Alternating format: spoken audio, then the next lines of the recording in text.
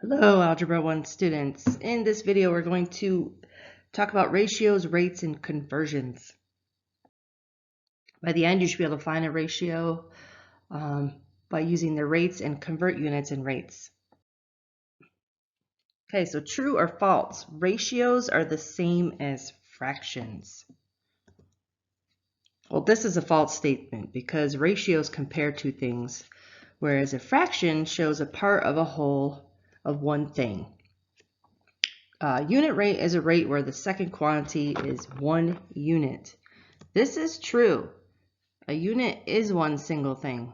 Unit rate is a ratio of two measurements where the second term is 1. So usually your bottom, well, it could be your numerator, your denominator, will be 1 unit. Now a rate is simply a ratio, so that could be anything where you're comparing. Let's start by comparing unit rates. This happens a lot, right? You're out there shopping and you want to find the best deal. Okay, so you look at one store, store A has 2 shirts for $25. Store B has 4 shirts for $45. And then store C has 3 shirts for $30. So you're going to want to first write each price as a ratio. By doing that, you're comparing the price to the quantity. Okay, so it's price per quantity, and you're going to hear me say per. That just means we're going to divide it out, and you'll see in a minute what this means. So let's compare the price of store A to the quantity. Okay, so we have $25 per 2 shirts. Now store B is going to be $45, and they offer 4 shirts. And then store C has $30 shirts for 3 of them. Okay, so you buy 3 of them for $30. So, okay, great, we have the ratio. Now what? You want to write each ratio as a unit rate. Now remember, unit rate is going to compare it using 1 unit. What is it per unit? Okay, so how do we figure that out? You're going to take the price and you're just going to divide it by the quantity. In this case, we're taking the numerator, the top number, and we're going to divide it by the denominator, the bottom number. So store A, 25 divided by 2 should give you $12.50 per shirt.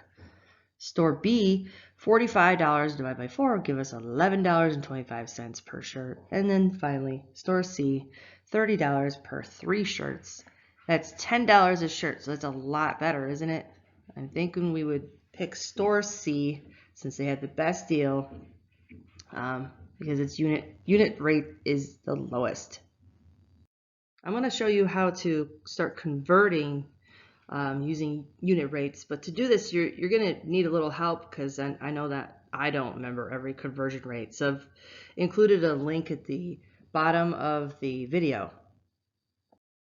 Alright, so let's look at converting units. What is 330 minutes converted to hours? Choose a conversion factor. This just means that there's going to be a rate that you're going to multiply by the original amount. In this case, 330 is the original amount. So we're going to write the conversion factor that has the desired unit in the top, or it could be in the bottom too. We'll look at that in a minute, but in this case, in the top, and the original units in the denominator. Okay, so we're talking about the desired unit, what you want to convert it to. We're going to divide that by the original unit. Well, it's common knowledge that there's 1 hour in 60 minutes. So we're going to take our original amount, which is 330 minutes. We're going to multiply that by our rate, which is 1 hour times 60 minutes. Now, if you've gotten to this point where you've got the minutes on the top and the minutes on the bottom, this is a good thing because you want to be able to cross out those matching units. Okay, so we're going to cross out the minutes and then go ahead and apply our multiplication property here. 330 times 1 is 330 divided by 60. It leaves us with 5.5 hours. Suppose you have more than 1 unit to convert. Well, how would you do this?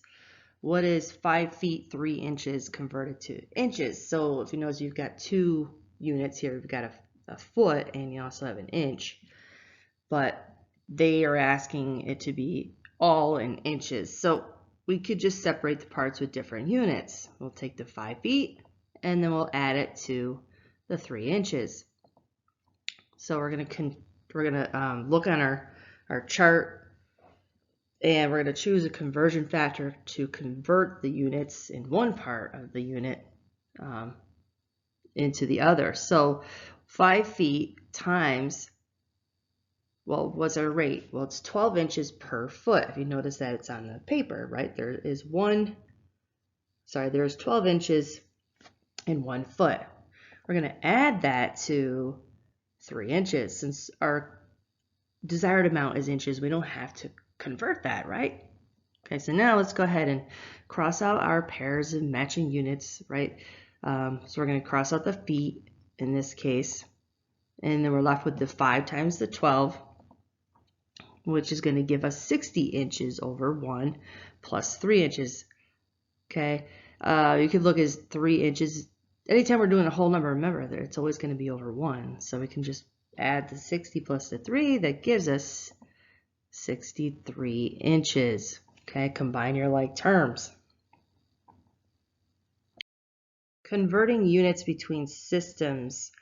So this problem is solved the same way as other converting unit problems, except for the difference is the conversion factor. Because here in America, we use different systems than that of, say, Europe. Okay, so let's look at an example.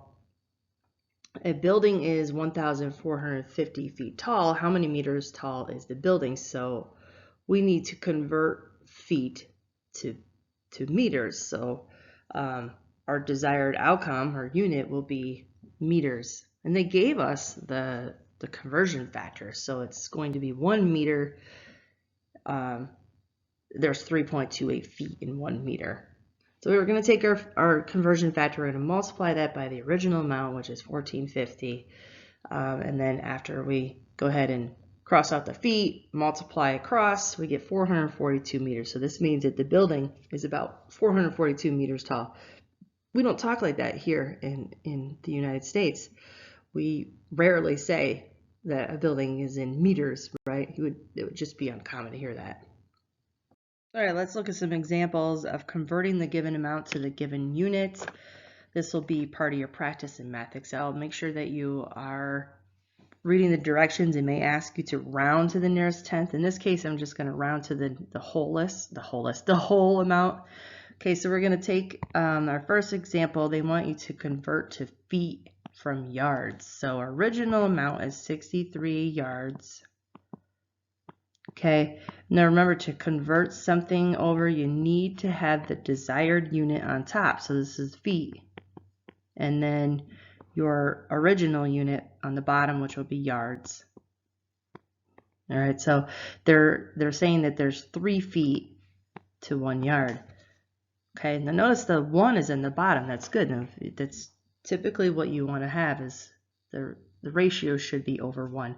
The yards are going to cross off, and then you're just going to go ahead and multiply your top. So 63 times 3 gives us 189 feet. All right, let's look at the second example. We have they want us to convert feet to centimeters. They've given us the conversion rate. So take your original amount, 2 feet. You're going to multiply that by your desired unit, which is centimeters, will be on top, over your original unit on the bottom, which is feet. So there's 30.48 centimeters on top, and then over 1 foot, so the feet cross off, and then 2 times 30.48. Using your calculator, guys, just go ahead and multiply those two. You get 60.96. So I'm just going to round it up to 61 centimeters. All right. So now let's look at the next one, pounds. We're going to convert pounds to ounces. This is a big thing when you're baking for a lot of people. So we're going to take our original amount, which is 6.5 pounds, and we're going to convert it to ounces. So our desired unit is ounces. It's going to go on top. I'm going to use OZ in this case. And our original unit is going to be in pounds. So there's 16 ounces in 1 pound. Okay, the pounds cross off. Now you can just go ahead and multiply the top. 6.5 times 16 will give us 104 ounces. All right, now the last one.